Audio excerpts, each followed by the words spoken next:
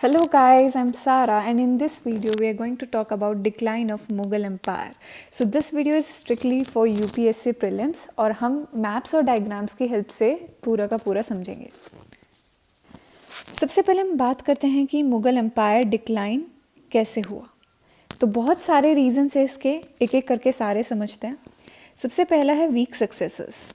Week successors Zahiruddin Babur 1526 में उन्होंने Mughal empire को फाउंड किया था और अकबर ने 16th सेंचुरी में मुग़ल एम्पायर को उसकी हाइट तक पहुंचाया था। पर डिक्लाइन जो है वो शुरू होता है औरंगज़ेब के साथ। जैन सरकार, जो कि एक बहुत बड़े स्कॉलर हैं, उन्होंने कहा था कि ये क्राइसिस ऑफ पर्सनालिटी है कि सक्सेसर्स एक किसी भी एम्पायर को सक्सेसफुल होने के लिए सक्सेसर का अच्छा होना ज़रूरी है। तो एक एक करके हम डिटेल में सारे सक्सेसेस नेक्स्ट स्लाइड में बात करेंगे। Second reason was absent of definite law of succession. तो इसका मतलब ये है कि कंटिन्यूस वॉर्स होते रहते थे सक्सेशन के लिए कि कौन अगला किंग होगा।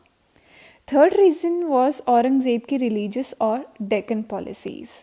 औरंगज़ेब ने इस तरीके की पॉलिसीज़ बनाई थी सच एज जिजिया टैक्स लगाया था उन्होंने, पिलग्रिमेज टैक्स लगाया था, जिसकी वजह से हिंदूज़ उनके खिलाफ हो गए थे।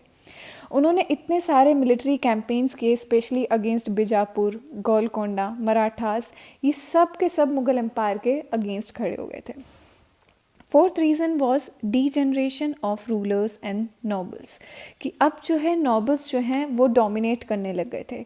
बहुत ही स्ट्रॉन्ग नॉबल्स आए हैं मुग़ल एम्पायर के टाइम पे। फॉर एग्जांपल निज़ामुल मुल्क जो कि हैदराबाद में आए थे, मुर्शिद कुली खान बंगाल इन्होंने फाउंड किया था, सवाई जयसिंह जयपुर में थे, ये सैयद ब्रदर्स, इनको किंग मेकर भी कहा जाता है कि इन्होंने बहुत सारे किंग्स को बनने में हेल्प किया था।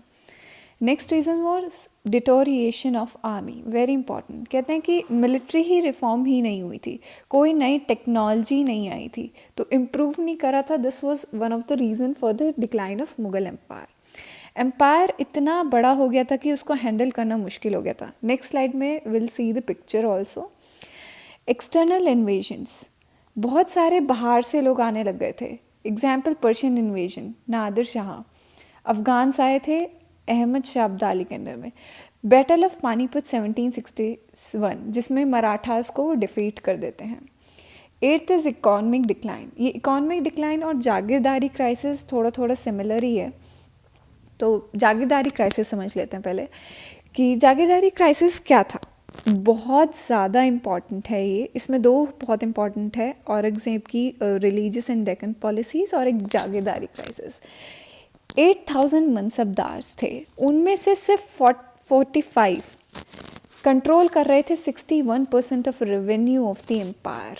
तो उससे क्या था कि कुछ लोग बहुत ज़्यादा रिच हो गए थे मनसबदार्स में, कुछ पुअर हो गए थे।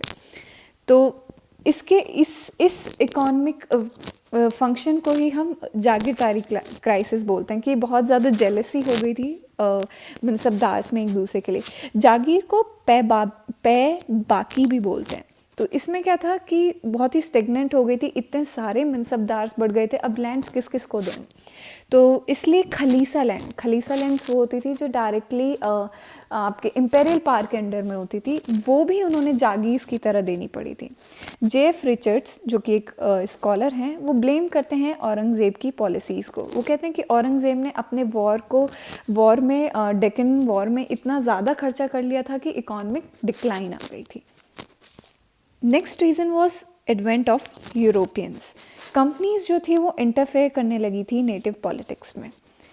Next rise of regional aspirations, बहुत छोटे छोटे स्टेट्स जो हैं वो इंडिपेंडेंट होने लग गए थे। एग्जाम्पल अवध, बंगाल में मुर्शिद कुली खान थे। हैदराबाद में निज़ामुल मुल्क ने। मैसूर में टीपू सुल्तान आते हैं। अलीवर्दी खान उन्होंने सबसे पहले फाउंड किया था। केरला, राजपूत, जट्स, बुंदेलास और भी हैं। अब आप इस डायग्राम को देखोगे कि ये दिखाएगा औरंगज़ेब ने कितना एक्स्ट्रा करने की कोशिश की थी। तो डेक्कन प्लेटू यहाँ, और इन्होंने यहाँ पे गोलकोंडा, बीजापुर। तो यहाँ पे कहते हैं कि स्कॉलर्स कहते हैं कि उन्होंने इतना एक्स्ट्रा खर्च करने की कोशिश की। अब ये इतना बड़ा एम्पायर हो गया, it was difficult to control एक सिंगल रूलर के लिए यहाँ बैठ के। एक एक करके सारे मुग़ल एम्पायर डिस्कस करते हैं, मुग़ल एम्परर्स डिस्कस करते हैं। बहुत इंपॉर्टेंट डिस्कस कर रहे हैं, सारे नहीं करेंगे। फॉर एग्जांपल औरंगज़ेब से ही बोला जाता है कि डिक्लाइन जो होता है मुग़ल एम्पायर का वो औरंगज़ेब से स्टार्ट होता है। सो औरंगज़ेब की डेथ हो जाती है 1707 में। इनकी डेथ के बाद ही डिक्लाइन होना शुरू हो जाता है। उनकी पॉलिसीज़ जो हैं वो मिसगाइड करती हैं स्टेट को, it weaken the stability of the state. For example उनके डेक्कन कैंपेन्स अगेंस्ट गोलकोंडा, बीजापुर, मराठास, ये सब उनके अगेंस्ट हो गए थे। उनकी रिलीजियस पॉलिसीज़ की वजह से उनका राजपूत का सपोर्ट चला गया था, जट्स का चला गया था, बुंदेलास का चला गया था। So the decline gain momentum after his death. Next is Bahadur Shah 1। तो इन्होंने रिलीज़ किया था साहू जी को आगरा जेल से। Sahu ji he is a very important Maratha leader. उन्होंने रिकन्सिलिएशन कर लिया था, पीस बना लिया था सिख्स के साथ, बुंदेलास के साथ, जट्स के साथ, जो कि औरंगज़ेब ने ख़राब कर दिया था। इन्होंने ग्रांट किया था सरदेशमुखी चौथ नहीं।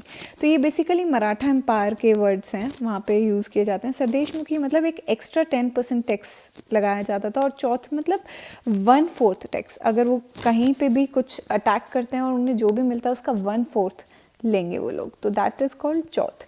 अबॉलिश किया था उन्होंने जिजिया मीन्स पिलग्रिमेज टैक्स था, हिंदूज़ के पिलग्रिमेज के ऊपर लगता था, तो वो उन्होंने कुछ पॉलिसीज़ जो औरंगज़ेब की रॉन्ग पॉलिसीज़ कहा जाता है उसको इम्प्रूव करने की कोशिश की थी।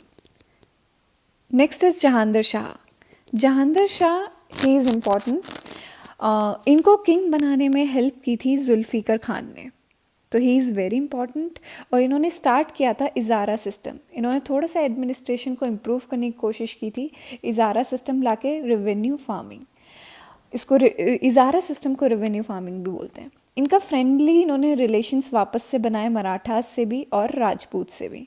मुग़ल एडवाइजर्स जो थे वो पावरफुल हो गए इनकी कोर्ट के टाइम पे। मतलब किंग जो था वो इतना पावरफुल नहीं था, बट नोबल्स जो थे, एडवाइजर्स जो थे, वो पावरफुल हो चुके थे।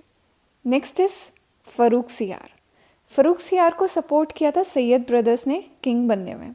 सैयद ब्रदर्स बहुत ही इंपॉर्टेंट है, कहीं कहीं क्वेश्चन पूछ भी लिया जाता है कौन थे सैयद ब्रदर्स। अब्दुल्ला खान, इनको वज़ीर का टाइटल मिला हुआ था। हुसैन अली खान, मीर बख्शी का टाइटल मिला हुआ था। इन्होंने ड्यूटी फ्री ट्रेड्स अलाउ भी किए थे इंग्लिश को। नेक्स्ट इज़ मोहम्मद शाह बहुत ही इम्पॉर्टेंट रूलर माने जाते हैं, because he rule for 29 years. इनके पास बहुत सारा टाइम था अपने एडमिनिस्ट्रेशन को इम्प्रूव करने के लिए, but he could not revive. इनको पॉपुलरली रंगीला कहा जाता था। अब ये देखिए इनकी फ़ोटो, यहीं से पता चल रहा है कि ही मतलब बहुत ज़्यादा इन्हें शौक़ है आर्ट का, आर्किटेक्चर का, पेंटिंग्स का, म्यूज़िक का, तो इसलिए इनको रंगीला कहा जाता था कि इनका ध्यान एडमिनिस्ट्रेशन में कम होता था और बाकी चीज़ों में ज़्यादा हुआ करता था। इनके टाइम पे उर्दू जो थी वो डेवलप हो गई थी, काफ़ी ज़्यादा फ्लरिश कर गई थी।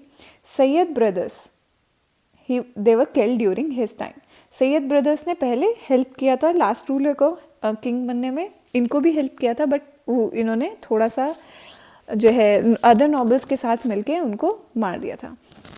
मोहम्मद शाह का टाइम पीरियड इसलिए भी इम्पॉर्टेंट है क्योंकि नादिर शाह ने इन्वेजन किया था दिल्ली पे, और बंगाल जो है वो इंडिपेंडेंट हो गया था मुर्शिद कुली खान के अंडर में, और अवध जो है it was founded by the Saadat Khan.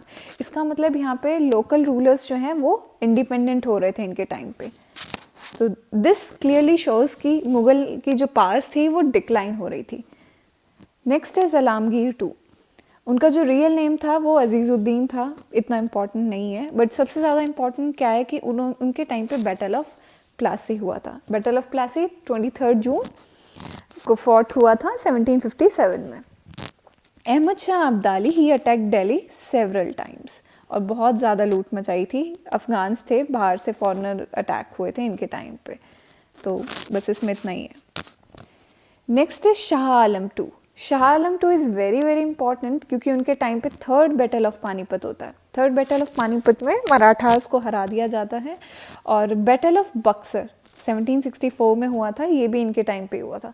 तो बैटल ऑफ बक्सर में के 3 पास थी। अवध के रूलर थे शुजाउद्दौला, और क्या कहते हैं शाह आलम 2 मुग़ल एम्परर ये खुद थे, और बंगाल के थे मीर ज़फ़र, और ये सब ब्रिटिश के ख़िलाफ़ लड़े थे, पर ब्रिटिश ने इन तीनों पावर्स को हरा दिया था। और बहुत ही इम्पॉर्टेंट बैटल है ये, क्योंकि इसके बाद ब्रिटिश जो है बेसिकली इंडियंस को मतलब इतनी बड़ी बड़ी पावर्स को हरा देते हैं, तो उसके बाद उनका पावर जो है इंग्लिश का ऑफिशियली आ जाता है, उनको रेवेन्यू राइट्स मिल जाते हैं। He took part in Allahabad treaty. Allahabad treaty के अंदर ये होता है कि दीवानी राइट्स जो हैं वो इंग्लिश को दे दिए जाते हैं। दीवानी राइट्स मीन्स रेवेन्यू कलेक्शन जो है वो अब इंग्लिश करा करेगी। He also became prisoner of British after second Anglo Maratha war.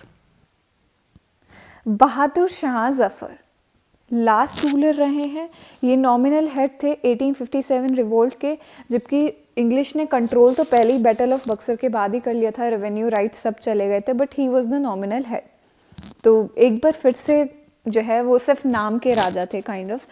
तो इनको बर्मा डिपोर्ट कर दिया गया था, जहाँ पे इन्होंने अपनी लास्ट ब्रेथ ली थी। Thank you, I hope you like the video. Sources जो हैं जो मैंने इस वीडियो में यूज़ किए हैं वो शेखर बंदोपाध्याय हैं, from Plassey to partition and after. बहुत ही इम्पॉर्टेंट और बहुत ही एक अच्छी बुक है, दो इसमें टाइम लगता है पढ़ने के लिए। तो अगर आपके पास टाइम कम है तो आप सिर्फ स्पेक्ट्रम पढ़ें और एनसीईआरटी पढ़ें। नेक्स्ट वीडियो जो है वो बैटल ऑफ प्लासी के बारे में होगी डिटेल में। And till then keep working hard, that's all.